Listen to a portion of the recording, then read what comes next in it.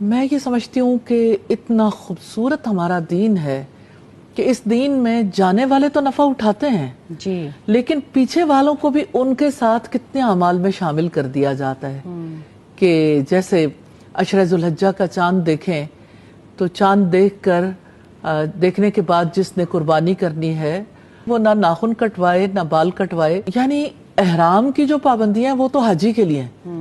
अब पीछे वाले भी उन पाबंदियों में आता है इन 10 दिनों में, तो ये कि दिल जो है वो सबके एक साथ जुड़ जाते हैं। बिल्कुल ऐसा। और इस तरह से यानी इन दिनों में एक खास रौ जो है वो नेकी की और अल्लाह सुब्हानहू तआला के खास बंदों की यादों की और अल्लाह ताला के लिए जीने की जो रौ है वो चल पड़ती है और चल निकलती है। और इसको इन दिनों को और इन दिनों के आने से पहले इनका इस्तिकबाल अच्छे तरीके से करना चाहिए। उसके लिए माहौल जो है वो गर्म करना चाहिए, लोगों को तैयारी करवानी चाहिए, लोगों को स्टोरीज सुनानी चाहिए, लोगों को उसके लिए यानी उसकी फजीलत बता के उसके लिए यानी इस काम करने के लिए आमादा करना चाहिए।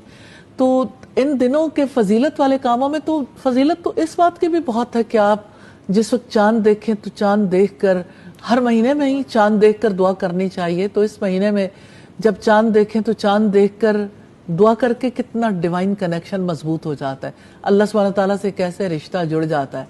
अल्लाहुम्मा अहिल्लहु अलैना बिल अम्नि वल ईमानी वस्सलामती वल इस्लामी रब्बी व रब्बुकल्लाह। या अल्लाह इस महीने को हमारे लिए ईमान वाला, अमन वाला, सलामती वाला, इस्लाम वाला बना देना।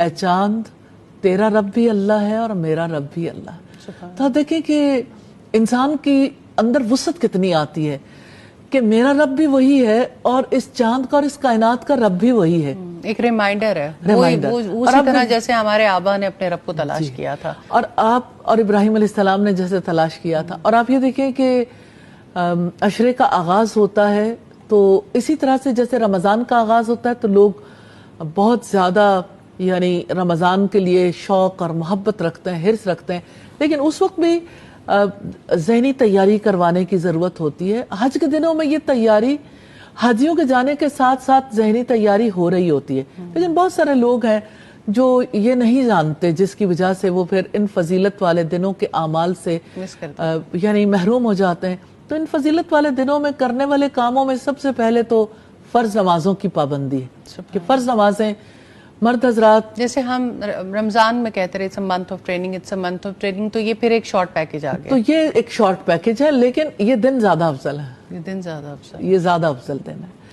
अब ये इसके बारे में भी बहुत सारी बातें मौजूद हैं। अब ये है कि जैसे फर्ज नमाजों की बात हम कर रहे थे, अल्लाह सुब्हानहू तआला मौका दे तो जमात के साथ नमाजें अदा करनी चाहिए। और अगर यानी मर्दों को ख़ास तौर पर बाजमात नमाजों का अहतमाम करना चाहिए, नवाफिल भी अदा करने चाहिए। और फिर आप ये देखें कि ख़ास चीज़ है ज़िक्र, कि इन दिनों में अल्लाह सुब्हानहू तआला को ज़्यादा याद करना चाहिए, तकबीरात ज़्यादा कहनी चाहिए, क्योंकि अल्लाह सुब्हानहू तआला की बड़ाई बयान करना तो हर दिन, हर रात, हर सुबह, हर शाम, हर वक्त बहुत अहमियत का हामिल है। लेकिन ये तो बड़ाई के बयान करने के दिन है, तकबीरात के दिन है। जाने वाले तो लब्बैक कहेंगे और पीछे वाले तकबीरात को ज़रूर यानी अल्लाह सुब्हानहू तआला की बड़ाई बयान करते रहें। और तस्बीह, तकबीर और तहमीद और तहलील यानी ला इलाहा इल्लल्लाह, सुभान अल्लाह, अल्हम्दुलिल्लाह, अल्लाहु अकबर। और ये 4 कलिमात तो ऐसे हैं जिनके बारे में नबी सल्लल्लाहु अलैहि वसल्लम ने फरमाया कि मुझे हर उस चीज़ से ज़्यादा अजीज़ हैं जिन पर सूरज तुलू होता है।